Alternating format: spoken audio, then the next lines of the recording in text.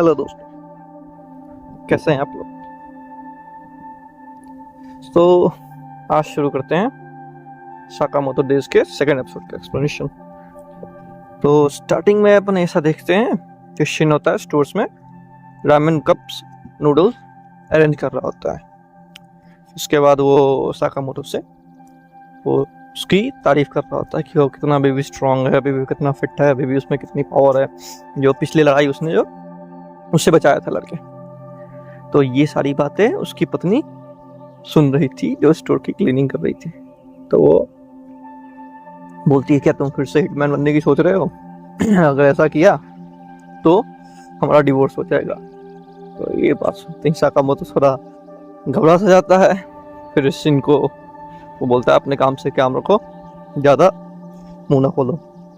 फिर वहाँ से साकामोतो और शिन में एक निकिता चाइना टाउन होता है, वहाँ से कुछ सामान लेने गए होते हैं। बेसिकली एक मीट बॉल्स टाइप कुछ खाने की चीज़ थी जो साकामोतो को काफ़ी अच्छी लगती थी। जब ये मीट बॉल्स लेके जा रहे होते हैं मार्केट से, तभी एक लड़की साकामोतो पे आके गिर जाती है, ऊपर से जंप करते हुए, भागते हुए, बचते हुए किसी से आ रही होती है।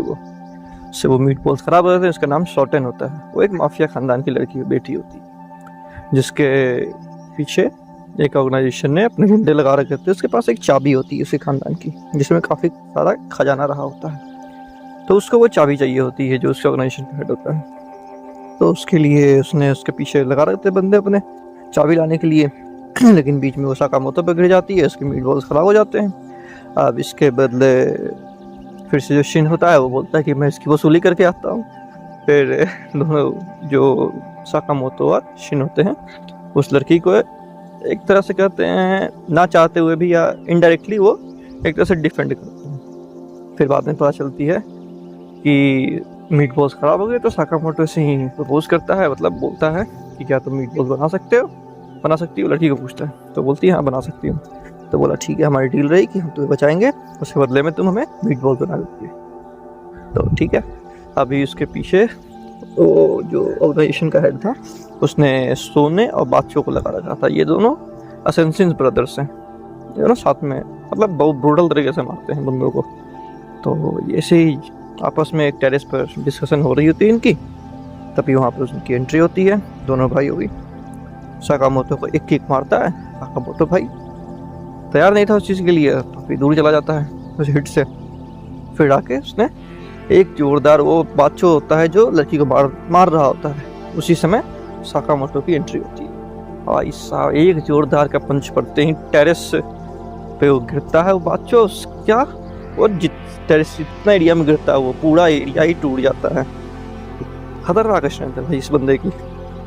इसकी स्ट्रेंथ देख के सब एकदम शौक में थे कि भाई इस बंदे की फिजिक ऐसी है, फिर भी इसमें स्ट्रेंथ इतनी है।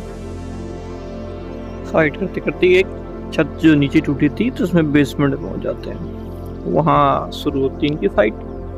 फिर उसके बाद वो जो दोनों भाई होते हैं अपनी बेस्ट टेक्निक का इस्तेमाल करते हैं साकामोतो पे। साकामोतो फिर भी उससे बच जाता है।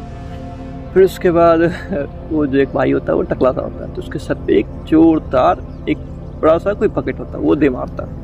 तो वो वहाँ बेहोश हो जाता है। फिर उसके बाद जो इसका बड़ा भाई होता है तो वो आता है, तो उसको भी साकामोतो एक बड़े से कंटेनर से दबा के उसको रख देता है नीचे। मतलब एक जोरदार हिट मारता है, तगड़ी वाली हिट मारता है। तो फाइनली इन दोनों भाइयों को हरा करके जो उस ऑर्गेनाइजेशन का हेड होता है उसके पास साकामोतो, शिन और जो उसकी जो लड़की होती है उसका नाम शाओटांग होता है, लू शाओटांग, वो तीनों पहुंच जाते हैं उन दोनों भाइयों को बांध करके।